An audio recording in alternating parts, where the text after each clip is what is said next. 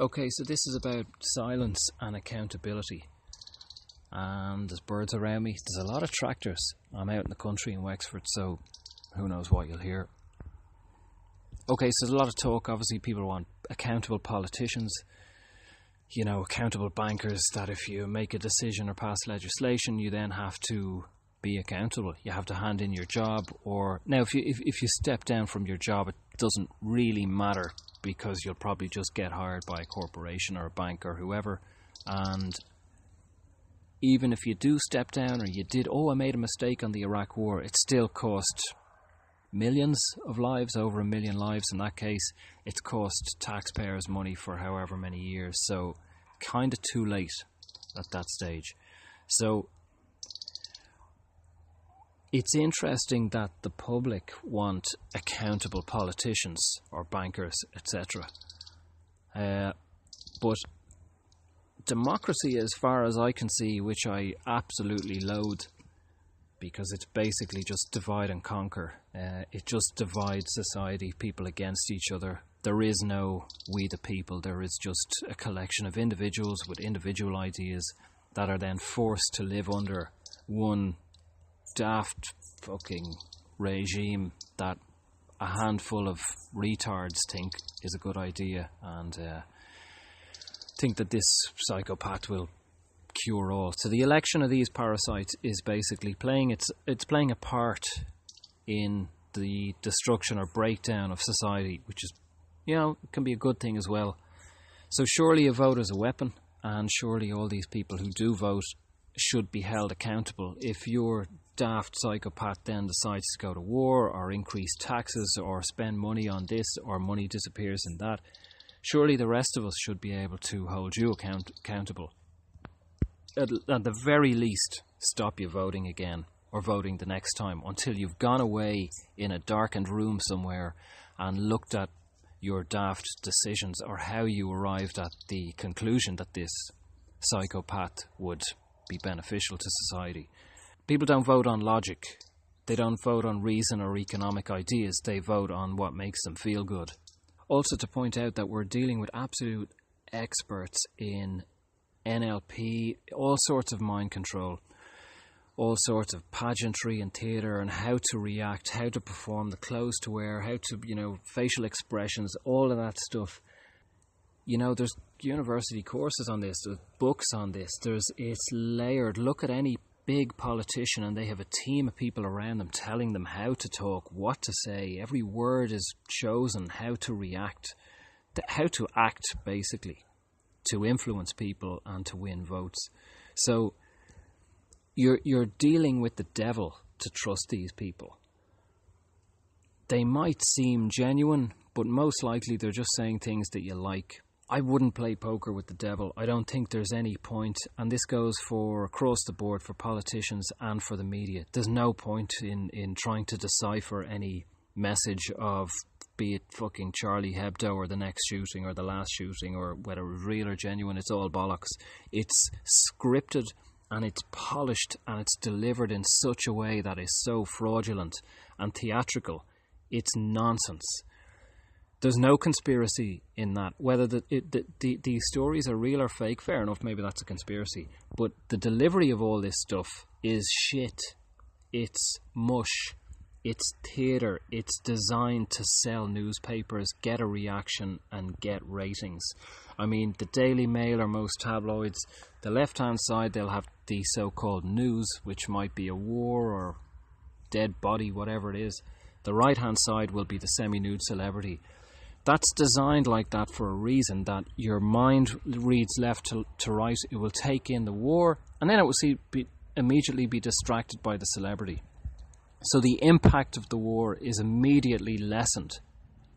There's a purpose for these things, and that's only one. You can go, it's only one thing, it's the layout, it helps. Yeah, it does help newspapers that there's a celeb or that there's news. You get two types of people, but there are reasons, there are deeper reasons for how a lot of this is designed, how it looks, and you can't trust any of it. I wouldn't trust any of it. I don't think there's any point trying to decipher it. Just close the fucking door on it.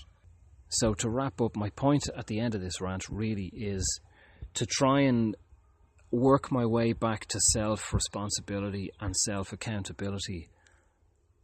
There are lessons in all of our mistakes, and we don't learn anything by blindly defending something, a failed idea or a corrupt politician.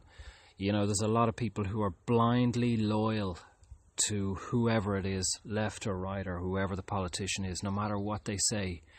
These people will defend them to the hilt and go, no, he's for the workers, he's going to tax the rich, he's going to do whatever. And they'll overlook all the crimes or the questionable seedy stuff along the line. And I know there are some people listen to this going, oh, but my guy doesn't have that. He's clean, he's genuine. Give it time, you know, or dig a little deeper. And even then, I tell you still, you'll find something. You'll find things that you don't like or disagree with. It's impossible to love everything about it or agree with everything about a person. So electorates are repeatedly choosing these psychopaths. Is it the psychopaths who are the problem, or is it the electorate?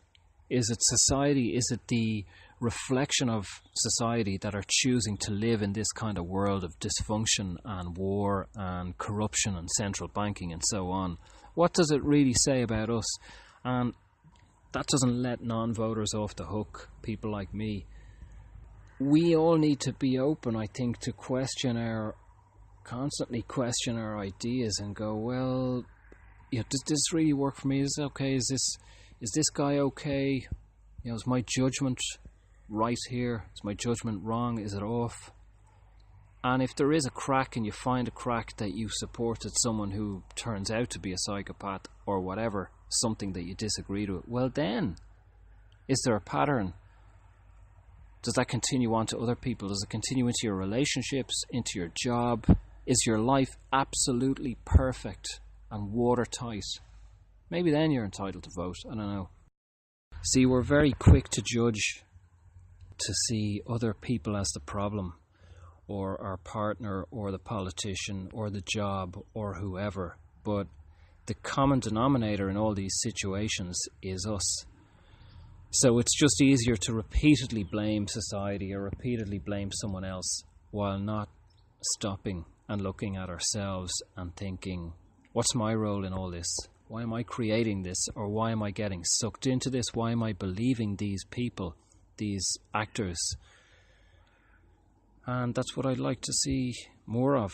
You know, I'd like to see more self-accountability across the board. I'd like it to be encouraged that it's not a sign of weakness to be wrong or to make a mistake. It's actually a sign of strength.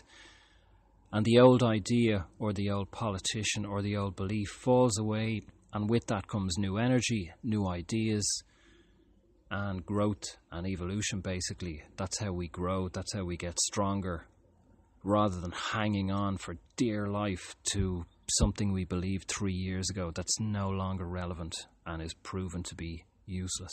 It's the ego, it's not us, it's not the spirit, it's not the higher self, it's just the ego fucking clinging on for dear life.